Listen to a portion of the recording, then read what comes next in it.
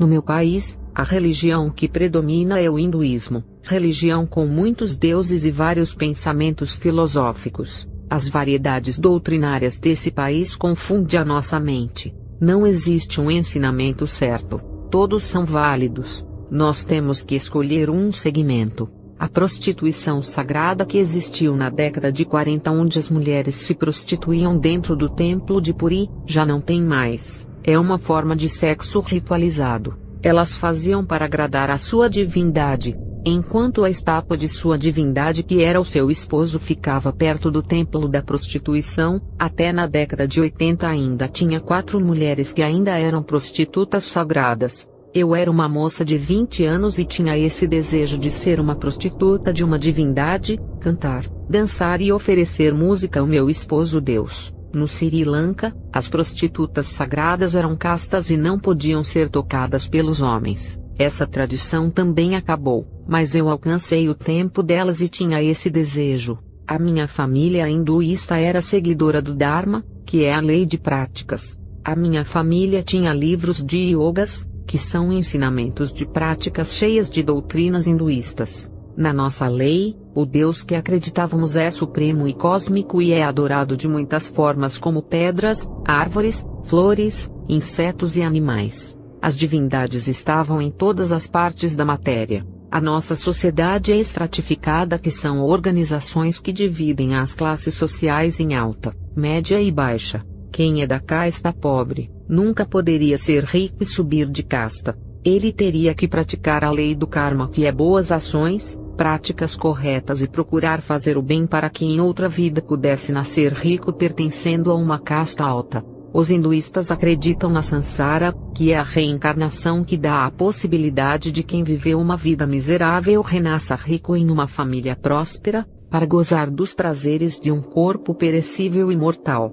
O Sanatana Dharma é o caminho eterno que todos acreditam para serem livres da reencarnação. Pessoas que acreditavam ter nascido várias vezes, desejavam atingir o moksha, que é um estágio da libertação da reencarnação. As pessoas que atingiam o moksha não podiam mais reencarnar, e assumiam uma identidade de um Deus, ficando livre e se unindo com o universo. Essa fusão cósmica universal é a união da alma com Deus, e eles acreditam que o universo é um Deus. Quando essa união do homem e do universo acontece, ele atinge um estágio de perfeição divina, e não pode mais reencarnar. No país, eles adoram a trindade hinduísta, que são Shiva o destruidor, Brahma o criador, e Vishnu o conservador. Toda a criação do universo estelar, lua, sol e o céu azul, eu acreditava que era Brahma que tinha criado o mar, as florestas e animais. Eu imaginava o grande poder de Brahma, e quando acontecia desastres como terremotos, tempestades, inundações causadas pelos rios e mares, eu pensava, é obra de Shiva, ele está destruindo a natureza. Acidentes de carro, ônibus, trem e aviões. Quando acontecia, o povo ficava com medo de Shiva e faziam oferendas para ele. Na minha casa, eu com a minha família fazíamos atos de adoração com oferendas, incensos, flores e frutos aos deuses. Fazíamos mantras, que são orações de louvores a qualquer uma divindade. Eu prestava culto ao deus Ganesha, que é o da sabedoria, e pedia para ele me fazer acertar todas as questões das atividades escolares, e acontecia como planejava. O meu pai fazia culto ao deus da guerra e do clima, chamado Indra. Quando os dias estavam chuvosos, meu pai pedia para Indra mudar o tempo, e quando estava calor, o meu pai pedia para a deusa Aruna mandar chuva. Essa deusa, segundo a nossa doutrina, é a responsável pela chuva, céu e oceano. O povo da Índia fazia oferendas para a deusa da generosidade, pureza e prosperidade, que se chama Lakshmi, para uma colheita de sucesso.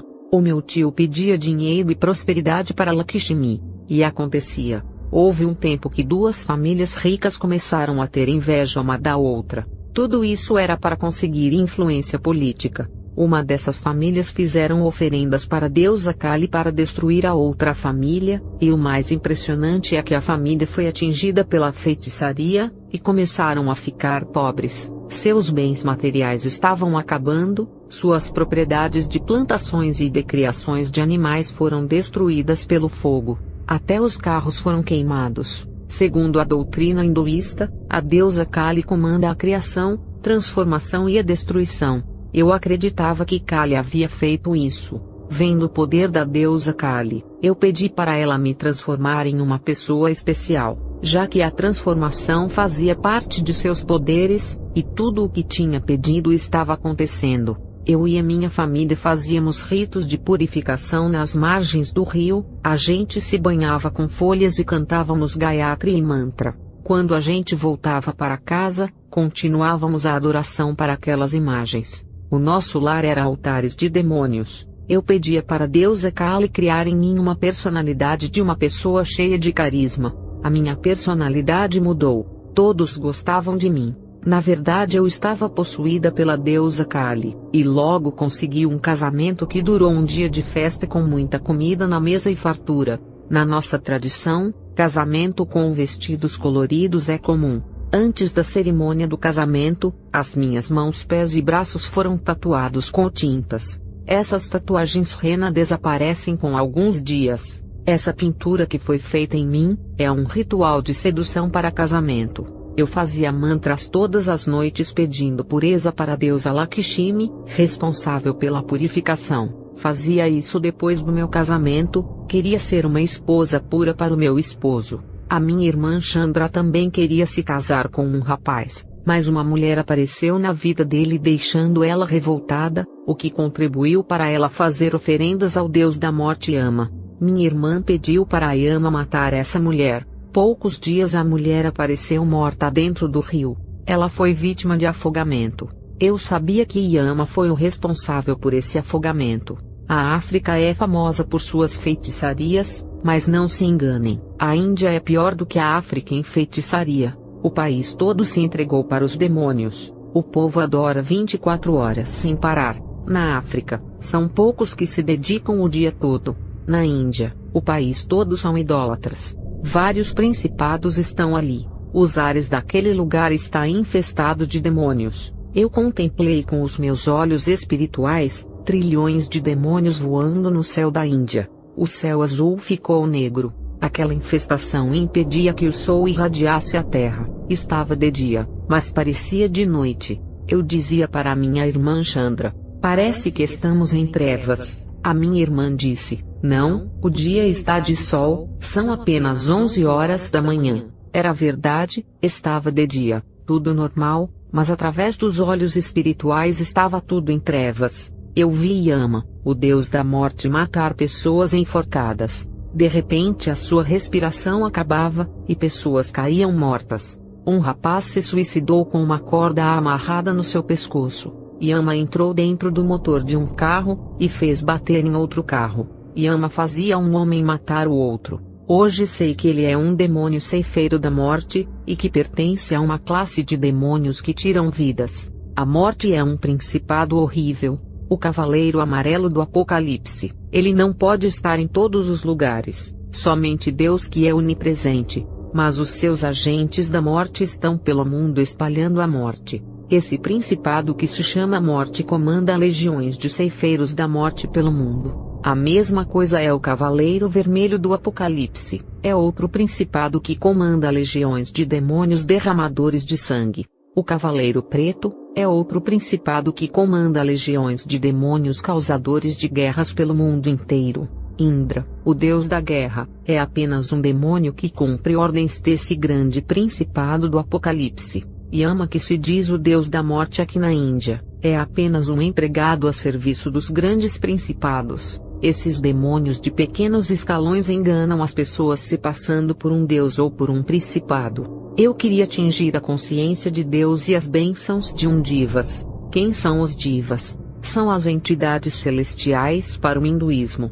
Eles funcionam como anjos ou deuses. Vou revelar os significados dos adornos. Eu usava um anel no dedo anelar para o casamento com uma divindade. Quando colocamos anéis nos dedos, estamos casando com um demônio, o dono desse anel. Eu queria ser uma Devadas, que é uma prostituta sagrada, mulher de uma divindade. Com aquele anel eu estava casada com a divindade. Coloquei um colar no meu pescoço, e consegui atrair uma força do mal para mim. Aquilo me dava poder de sedução e domínio sobre os homens. Por onde eu passava, os homens me cobiçavam, vivia rodeada de pessoas. Eu tinha um espírito de atração com aquele colar. Todas as joias circulares sendo anéis, coroas, cintas, colares, gargantilha e pingentes conduz o espírito de atração. Pessoas podem seguir você, dependendo do ritual que é feito em uma joia que tem a forma de círculo. O espírito maligno disse: Não largue da minha coleira. Tem pessoas que fazem o ritual para ficarem invisíveis através de joias circulares. Eu vi um caso de um homem em que ao usar um anel, ele ficava invisível. Ele furtava muito dinheiro na frente das pessoas, e elas não viam. A forma circular de cada joia para o hinduísmo significa vida. Eu usava um colar desses, e um espírito assumia o controle de minha vida. Quem usa colar ficam submissos aos demônios. Observem como os cachorros são controlados. Eles são controlados pelos colares. É assim que os demônios controlam as pessoas através de colares, pingentes e gargantilhas. O demônio que eu me casei em um ritual, me chamava de cadela por causa do colar de submissão. Eu cheguei a um nível de espiritualidade, que podia ver esse demônio através de um ritual que fiz na minha testa. Um guru fez um apetrecho que é uma pequena bolinha vermelha feita de tinta. Esse apetrecho ficou na minha testa e se chamava bindi. Era um ponto vermelho. Quando o guru terminou de fazer esse ritual, eu senti uma dor de cabeça. Ele disse que o espírito da odalisca havia entrado em mim me possuindo.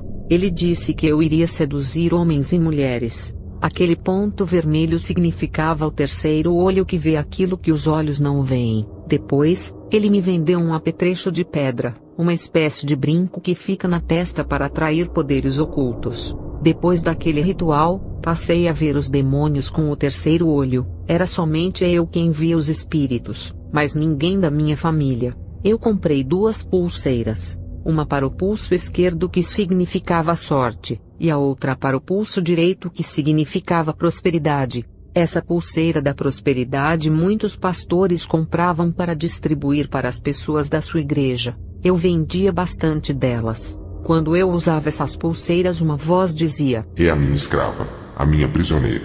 Tudo isso é verdade. Olhem para os antigos escravos que tinham correntes em seus pulsos. Essas pulseiras têm uma energia negativa que muda a sua personalidade. Eu tinha tornozeleiras. Quando comecei a usar, uma voz dizia: Esses pés me seguirão para onde eu for. Eu usava brincos e uma voz dizia: A sua mente é minha.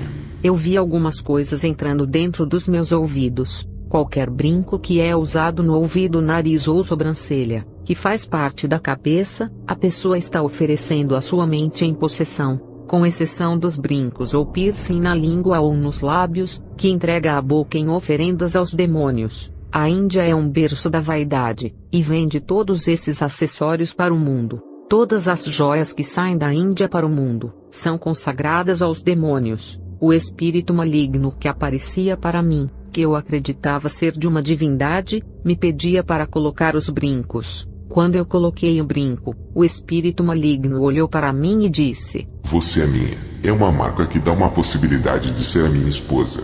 Ezequiel 16, 13 e 14. E assim foste ornada de ouro e prata, e o teu vestido foi de linho fino, e de seda e de bordados. Nutriste-te de flor de farinha, e mel e azeite, e foste formosa em extremo, e foste próspera, até chegares à realeza. E correu de ti a tua fama entre os gentios por causa da tua formosura, pois era perfeita, por causa da minha glória que eu pusera em ti, diz o Senhor Deus. A beleza que fala é o seu esplendor que Deus colocou sobre a igreja. Os brilhos das joias simbolizam aqui a glória de Deus. Apocalipse 21:2. Vi a cidade santa, a nova Jerusalém que descia dos céus da parte de Deus, preparada como uma noiva adornada para o seu marido. O adorno é a glória dessa cidade, não feita por materiais da terra, e muitas usam essas passagens de adorno para se envaidecer com as joias perecíveis da terra. Toda a vaidade dessa terra pertence ao diabo.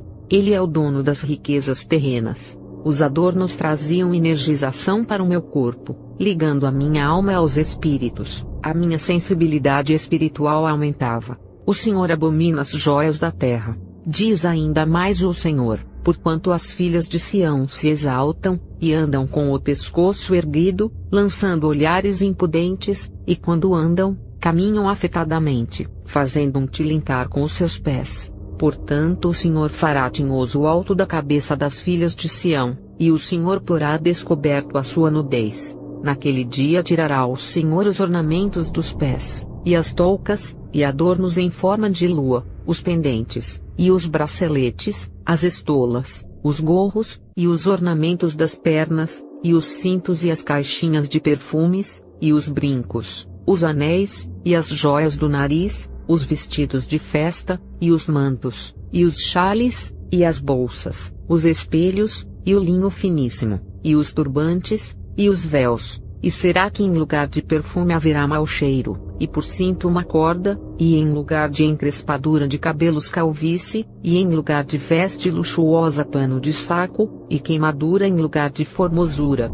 Teus homens cairão à espada e teus poderosos na peleja, e as suas portas gemerão e prantearão, e ela desolada se assentará no chão. Isaías 3, 16 a 26. Elas usam Jeremias 2:32 para justificar as suas vaidades. Porventura esquece-se a virgem dos seus enfeites, ou a noiva dos seus adornos. Todavia o meu povo se esqueceu de mim por inumeráveis dias. As joias e os adornos significam a pureza, vestes brancas e resplandecentes. A santidade para Deus faz os seus servos brilharem, não por decoração de joias pelo corpo. Você pode estar se perguntando: eu uso joias, mas não sinto nada disso. O fato de não sentir, não livra a sua personalidade das influências do mal e das possessões. As joias são condutores malignos dos demônios. Quem usa elas está dizendo: podem vir espíritos. Eu sou seu. Eu tinha um marido. Ele se chamava Rangedra.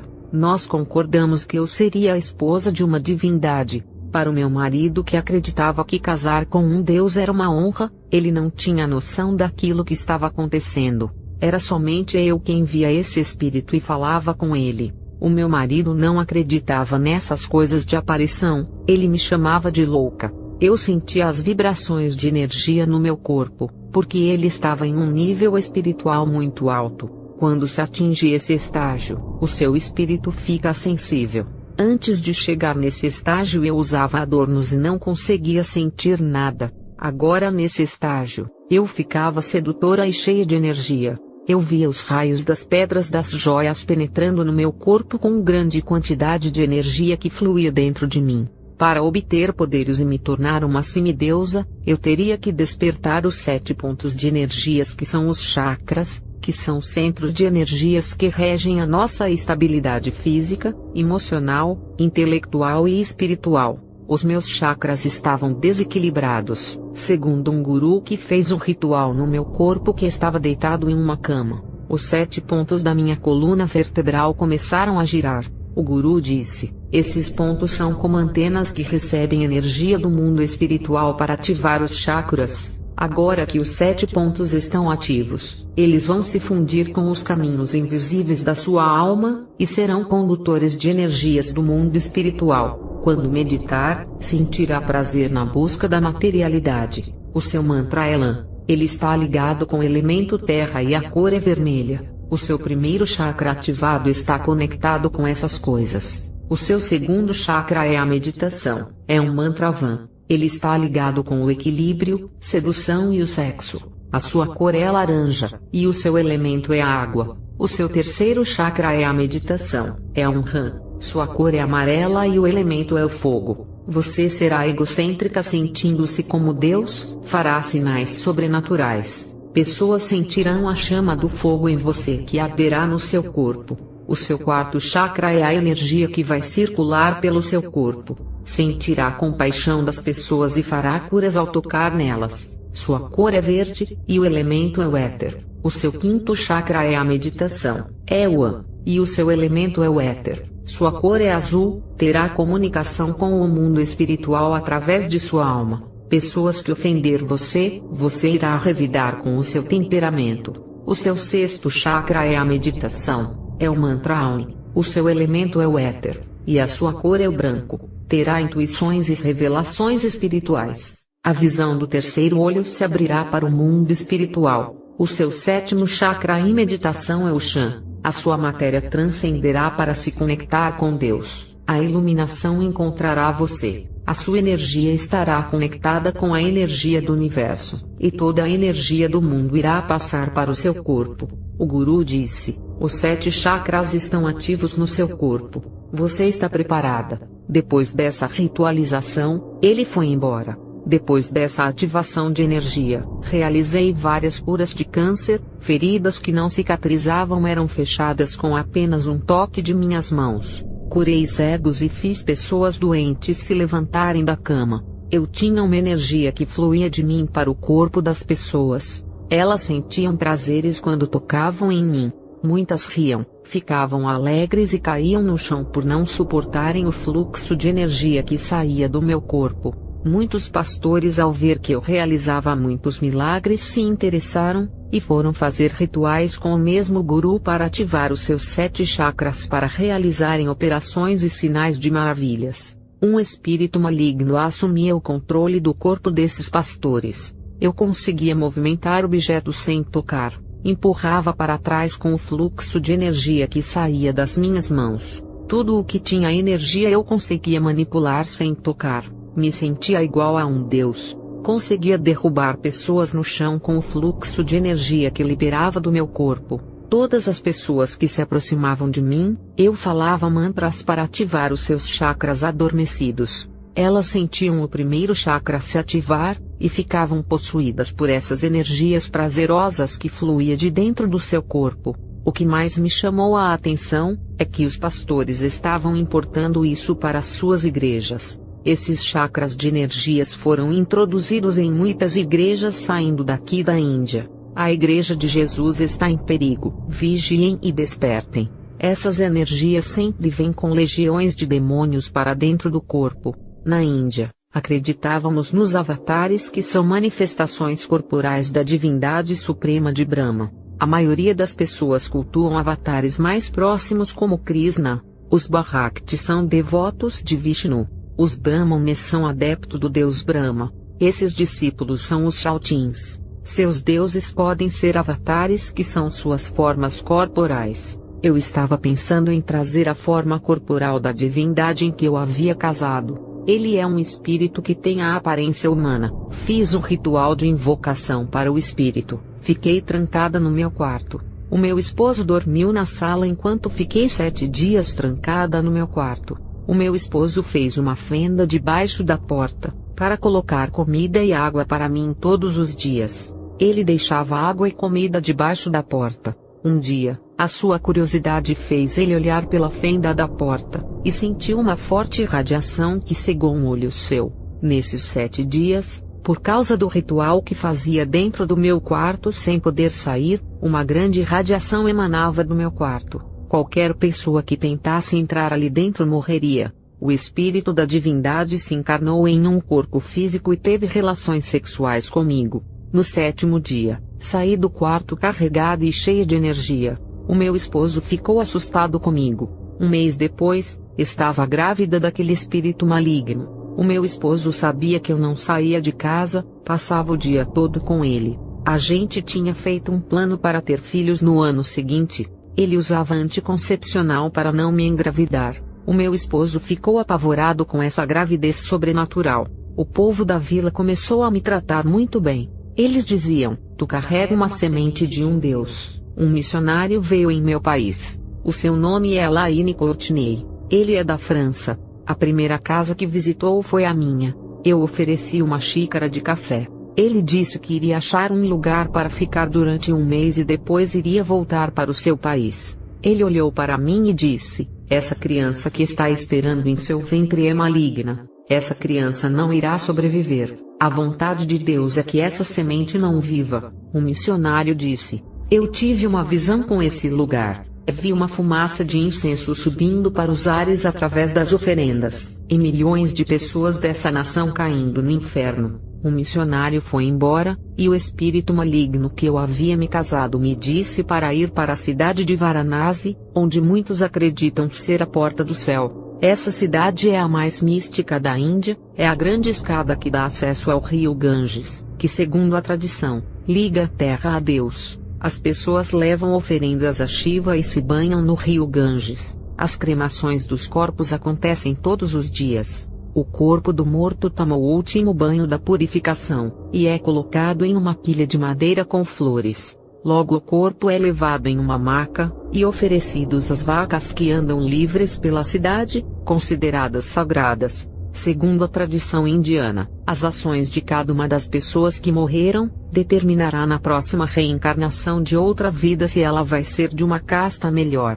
A religião hinduísta acredita que a reencarnação é o único meio que pode fazer o pobre ser rico na próxima vida, já que ele não pode subir de casta enquanto ainda vive. Essa é a crença deles. Depois da purificação e cremação, as cinzas são jogadas no rio sagrado. Em cada rua da cidade de Varanasi, tem um templo onde as pessoas levam as suas oferendas. O principal templo de Shiva se chama Golden Temple, ou Kashi Vishwanath na língua indiana. É cheio de policiais armados que vigiam e revistam o povo. As portas do templo têm detectores de metais, e somente os indianos que podem entrar. Não pode levar celular e nem fotografar o interior desse templo, que tem mais de 3.500 anos. É o mais famoso e sagrado templo hindu dedicado ao deus Shiva. Fiquei hospedada nessa cidade. O espírito maligno que dizia ser o meu esposo, queria que eu fizesse um ritual para abrir portais espirituais na cidade de Varanasi.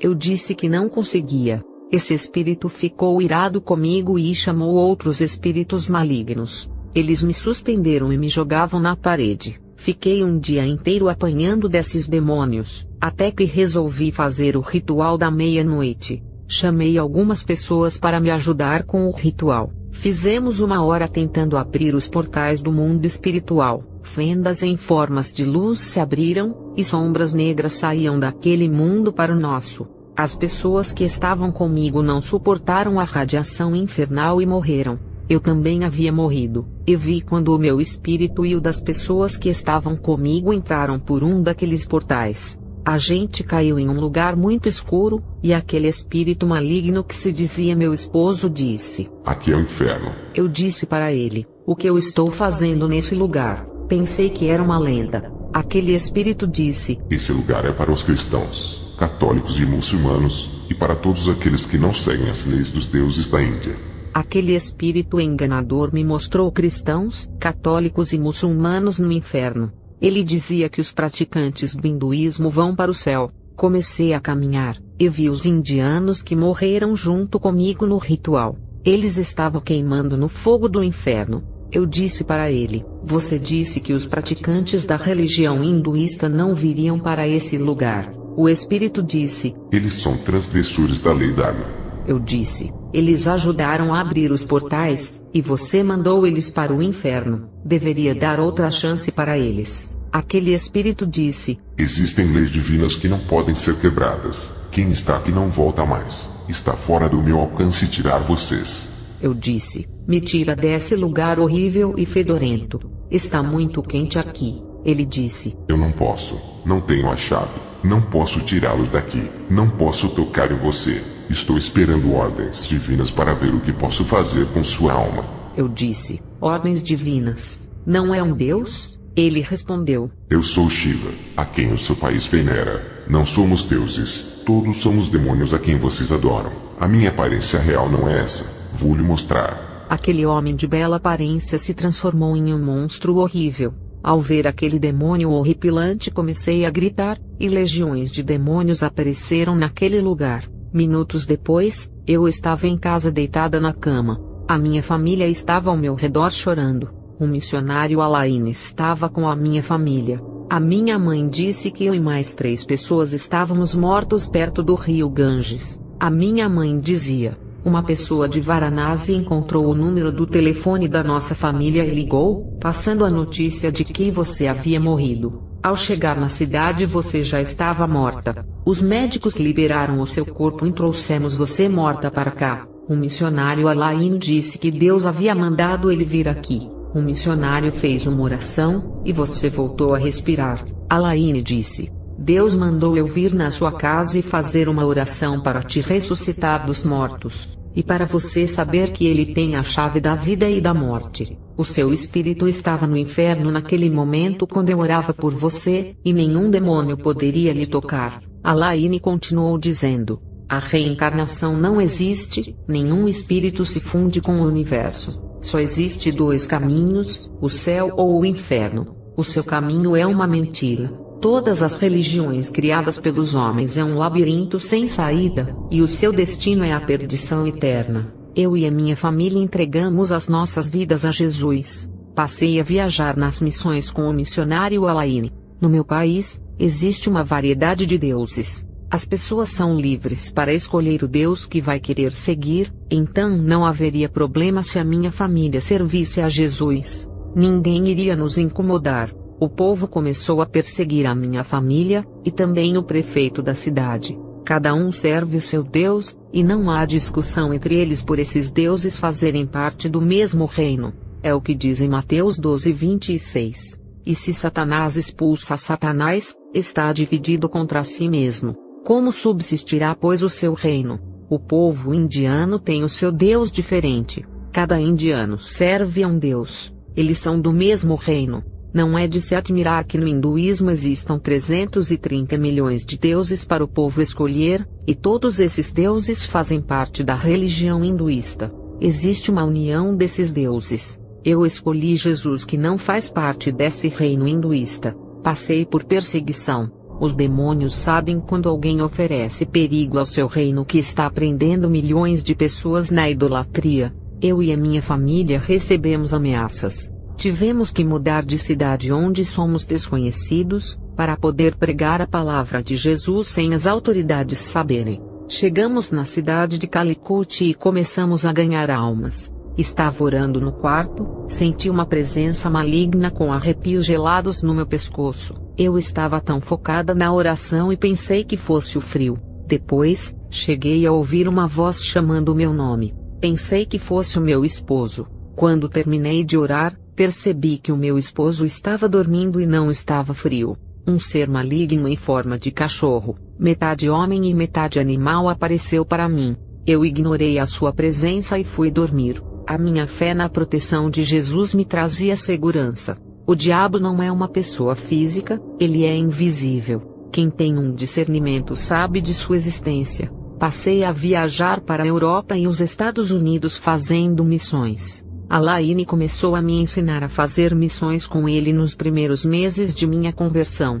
Depois passei a fazer sozinha. Fui com a minha irmã Chandra para os Estados Unidos fazer a obra de Deus. Fomos para a igreja onde Morris Cerullo estava. O que aconteceu com a minha irmã foi a falsa cura ministrada por Morris Cerullo. A minha irmã tinha esperança de uma cura, em que ela veio buscar através desse homem de Deus. A minha irmã estava enferma com câncer no ovário. Levei ela em uma das igrejas de Morris Cerullo.